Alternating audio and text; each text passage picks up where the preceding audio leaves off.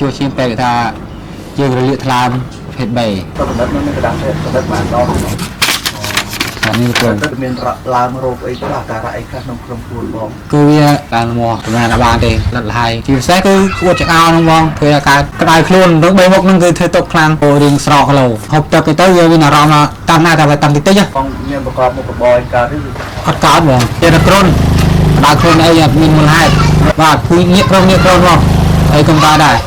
ជានឹងស្រោក្តៅខ្លួនផ្ដោះសាយហ្នឹងទៅតាមដានជាមួយពេទ្យអស់រយៈពេលប្រហែលខែបានមកមិនដាច់ចិត្តពេញផលអស់រយៈពេល3ខែហើយធ្វើមិនបាត់បងមកឃើញផលិតផលនេះបាទខ្ញុំបើកយូរថ្ងៃដែរណាបានខ្ញុំសម្រេចចិត្តពេញ10ថ្ងៃដែរហ្នឹង10ថ្ងៃបាទធ្វើមិនបងមានជំនឿចិត្តពេញខ្ញុំឃើញគ្រូផុសរូបអ៊ំម្នាក់គាត់ធ្លាប់ប្រើប្រាស់ហ្នឹងដែរលផលហ្នឹងគាត់ថាគាត់ប្រើទៅបានធូរមែនលេអាខ្លាញ់រុំឡើងអីគាត់ថាលេអស់តែខ្ញុំគឺ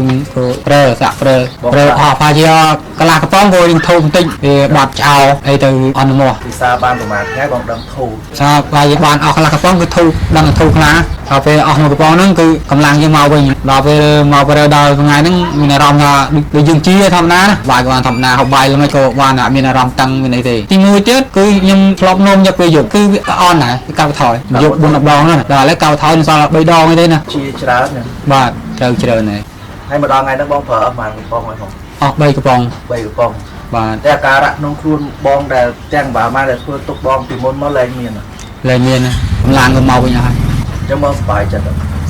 ទេតែបានប្រើថ្នាំលោកគ្រូទៅតែអ្នកខ្លះគាត់ថាផលិតផលអនឡាញក៏មិនសូវជឿជាក់ឥឡូវបងប្រើតែបងទិញតាមអនឡាញហ្មងដំបូងក៏ខ្ញុំគិតយ៉ាងនេះគ្នាដែរតែយើងពុំមិនសាក៏មិនដឹងយើងមិនជំរឿទេត្រូវសា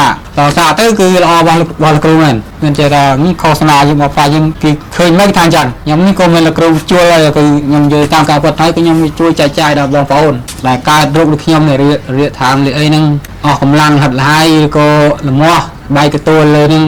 ឈឺចប់ចាប់នៅផ្នែកអញ្ជនីហ្នឹងហើយនឹងឧស្សាហ៍អួតចង្អោសូមមកជឿថ្នាំនេះលីវ៉ាប្លែកនេះពិតជាមិនខំណងទេបងប្អូនជឿសារតែមកកំប៉ុងចង្ក្រោយក៏បានដូចខ្ញុំនេះខ្ញុំទិញតែមកកំប៉ុងគ្មានលុយផងដាក់មកកំប៉ុងនេះត្រូវដាក់ទៅក៏ត្រូវឬក៏បន្តប្រើទៀតទៅ